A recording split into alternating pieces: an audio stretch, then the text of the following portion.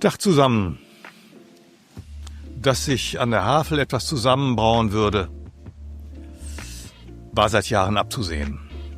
2022 wurde das Gelände von der BIMA aus Bonn erworben und sogleich, wie im Kaufvertrag vorgesehen, eine Machbarkeitsstudie ausgeschrieben. Kurz MBKS genannt. Zentrale Punkte: Renaturierung und Überschwemmungsgebiet. Also diese ominöse MBKS. Irgendwas kann damit nicht stimmen. Zunächst vermutete ich, dass es sie gar nicht wirklich gibt. Inzwischen denke ich jedoch, es gibt sie zwar, aber sie darf nicht wirklich existieren. Keiner darf sie lesen. Die Damen und Herren vom Umwelt- und Naturschutzamt in Spandau, die von dort anonym, also ohne Namensangabe, Mails beantworten, gingen auf die Frage, wer den Zuschlag nach der Ausschreibung überhaupt erhalten hatte, einfach gar nicht ein. Dabei hatte sich der Anfragende eigens auf das Informationsfreiheitsgesetz Berlin und die Transparenzpflichten zum Vergaberecht berufen. So weckt man Verdacht. Was wäre eigentlich, wenn die Spandauer sich selbst das, was sie haben wollten, zusammengeschrieben hätten? Mit Grafiken und ein paar dünnen Zahlen, gespickt und dem dummen Volk das nun als Machbarkeitsstudie andrehen wollen. Wenn ich die Ausschreibung vom Oktober 2022 mit dem vergleiche, was die Spandauer heute als MBKS bezeichnen wollen, dann wurde diese Ausschreibung offenbar überhaupt nicht hinreichend umgesetzt. Wichtige Fragen und Aufgaben wurden nicht erledigt. Warum? Das Papier namens Öffentlichkeitsbeteiligung Machbarkeitsstudie erscheint mir als ziemlich unseriös. Warum geben die Spandauer damit unvollständige Auskunft? Halten die seit Frühjahr 2025 tatsächlich den Ämtern vorliegende Machbarkeitsstudie offenbar zurück und tun dabei so, als gäbe es sie gar nicht, sondern nur den schalen Aufguss in diesem nicht barrierefreien Dokument Öffentlichkeitsbeteiligung Machbarkeitsstudie. Verstoßen sie damit nicht gegen sogar mehrere Gesetze und Verordnungen ihres eigenen Bundeslandes Berlin? Was wäre, wenn das seit Jahren bewährt arbeitende und für datengestützte sowie umsetzbare Machbarkeitsstudien bekannte Unternehmen UBB den Auftrag erhalten, die Studie erstellt und geliefert hätte? Diese den momentanen Strippenziehern in Spandau aber nicht in den Kram passen würde. Stell dir mal vor, aus der Machbarkeitsstudie ginge hervor, dass das vom Bezirk gewünschte, nämlich Renaturierung und Vertreibung der Laubenpieper, und eine seriös erstellte Machbarkeitsstudie, die eine Bedingung im Kaufvertrag war, gar nicht zusammenpassen. Was wäre, wenn man die Studie deshalb einfach im Tresor eingeschlossen hätte, um die eigenen Wünsche durchzubringen? Und man diese vermeintliche MBKS-Zusammenfassung der Menschheit als eigentliche MBKS aufschwatzen will.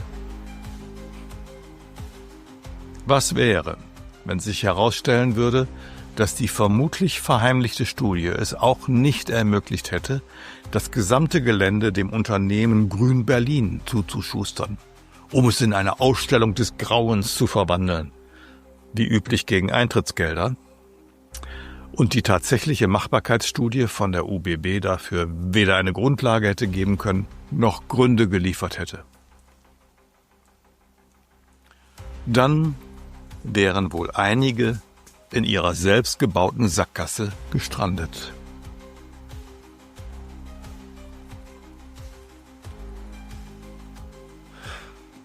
Gleich will ich euch nach ein paar Impressionen noch 2 weitere Dinge erzählen.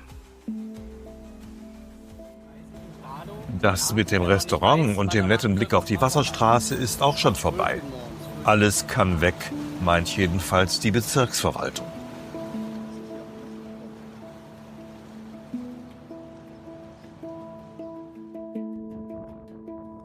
Die Wassersportler werden noch geduldet, zumindest die vom deutsch-britischen Yachtclub und aus anderen Ufergegenden der Havel. Bilder, die ich nicht vergessen werde. Die Uferpromenade bot so viel Natur. Renaturieren?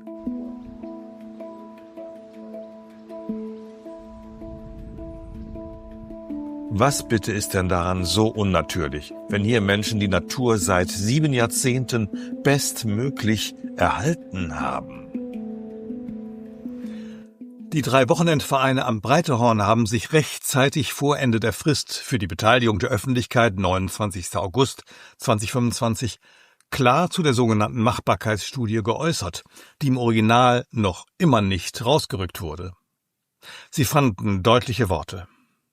Alle 3 Vereine kritisieren die vorgelegten Pläne des Bezirks Spandau als unzureichend, intransparent und nicht rechtskonform.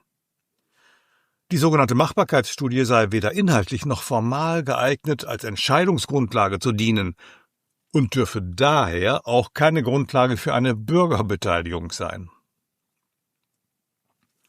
Einhellig wird betont, weder der Kaufvertrag noch die Hochwassersituation erzwingen eine vollständige Renaturierung des Gebiets. Vielmehr wird aufgezeigt, dass bereits jetzt große Teile des Areals rückgebaut sind und dass die Pachtverträge mit den Vereinen sogar zur Refinanzierung beitragen. Besonders deutlich wird die Sorge vor unkalkulierbaren Kosten, Altlasten im Boden, mögliche Kampfmittel und der Rückbau der Uferbefestigung bergen erhebliche Risiken für Mensch, Natur und den Bezirkshaushalt. Auch das Thema Transparenz zieht sich durch alle Stellungnahmen. Die wichtigsten Unterlagen wurden entweder nicht veröffentlicht oder nur in stark gekürzter Form zugänglich gemacht, zudem nicht barrierefrei. Relevante Angaben zu Kosten, Zeitrahmen oder rechtlichen Folgen fehlen vollständig. Zugleich wird auf den hohen ökologischen und sozialen Wert der bestehenden Strukturen hingewiesen. Jahrzehntealte Gärten, insektenfreundliche Bepflanzungen, gewachsene Vereinsgemeinschaften, all das würde mit einem Abriss zerstört. Die 3 Vereine verweisen eindrücklich auf die Menschen hinter den Parzellen, auf Kinder, die hier aufgewachsen sind, auf Seniorinnen und Senioren, die hier Erholung finden, und auch Familien, die über Generationen hinweg gemeinsam an der Havel leben. Die vorgeschlagene Renaturierung wird als ökologisch fragwürdig, finanziell untragbar und sozial zerstörerisch bewertet. Kritik, ja, aber nicht ohne Vorschläge. Die Vereine bieten Gesprächsbereitschaft an, regen eine Zusammenarbeit mit dem Grünflächenamt an und schlagen vor, langfristige rechtssichere Verträge zu schaffen, die Naturschutz und Erholungsnutzung miteinander verbinden. In der Summe steht fest, diese 3 Stellungnahmen zeigen nicht nur den Widerstand gegen die Pläne, sondern auch, wie viel Kompetenz, Engagement und Verantwortungsgefühl in der bestehenden Nutzung steckt, die vor weit über 70 Jahren bereits begann. Soweit meine Zusammenfassung der 3 Stellungnahmen der Vereine. Hier an der Promenade bleibt bald womöglich kein Stein beim anderen. Arbeiter werden dann dafür bezahlt, dies alles zu zerstören. Welche Zukunft hat das Breitehorngebiet eigentlich angesichts der Klimakrise? Wie will das Bezirksamt vor den Menschen, den Steuerzahlern verantworten, hier alles auf links zu drehen? Da müssten Bagger kommen, enorm viel Schutt und Abfall würde gemacht. Da kann man gleich die frühere Müllhalde vor Ort auffüllen, das wäre aber keine Renaturierung natürlich. Enorm viel CO2 würde freigesetzt. Eine Umweltverschmutzung ohne Ende. Für Bauarbeiten, die keinen Nutzen haben. Denn da werden ja keine Wohnhäuser gebaut, sondern nur Zerstörung angerichtet. Kilometerweise Kabel müssten rausgerissen werden. Abwasserrohre liegen unter der Erde und müssen raus. Einer der Vereine hat eine komplette und voll funktionsfähige Kanalisation. Riesige Abwassergruben müssten ausgebuddelt und zerstört werden. Die großen Betonspundwände und die kleineren Stützwände, ebenfalls Beton, müssten gezogen werden, zerstört werden, woanders entsorgt werden, wie das so schön heißt. Liebe Spandauer, rechnen Sie Ihre schon verlorene Kaufsumme nochmal drauf. All das und noch mehr ziehen Sie dem Steuerzahler völlig ohne Not aus der Tasche. Und Sie belasten damit viel mehr die Umwelt und das Klima, mehr als es die Laubenpieper an der Havel je zustande bringen könnten. Die Frage stellt sich, und sie ist eine sehr ernste: Warum verschließen Sie die Augen und den Kopf vor dem Klimawandel, der längst eine Klimakrise geworden ist und in spätestens 20 Jahren Klimakatastrophe heißen wird? Auch jüngere Bäume knicken wie Streichhölzer am europäischen Radweg, dem Breiterhornweg, wenn Regen und starker Wind zusammenkommen. Seit Jahren passiert hier so etwas immer wieder. Die Wasserstände fallen überall von Jahr zu Jahr, auch an der Havel, von wegen Überschwemmung. Das war einmal. Trockenheit zerstört die Natur. Menschengemachte steigende Erwärmung. Schon 2024 wurde global die 1,5 Grad Marke überschritten im Jahresschnitt, weltweit.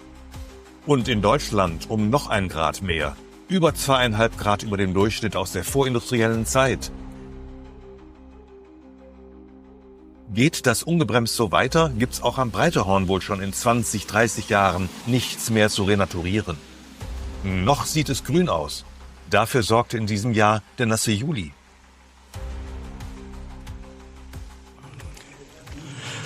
Dieser Fahrweg für Fahrräder, Autos, bleibt dann noch entlang an den Hügeln hier, die unten das Gebiet an der Havel trennen vom Dorf und von der Kaserne da oben. Ja, hier kann man dann noch entlang laufen, wenn diese Machbarkeitsstudie tatsächlich zur Umsetzung kommt. Das bedeutet eben nichts mehr mit Promenade, am Wasser entlang gehen, Bötchen gucken und Lauben gucken und schön viel Blumen sehen und ganz viel Pflanzen und Tiere. Nach den Vorstellungen der Verfasser würde das alles Ödland, so wie hinten der Campingplatz auch schon. Was denken die sich dabei? Bis zur nächsten Folge, dann wissen wir vielleicht mehr. Tschüss.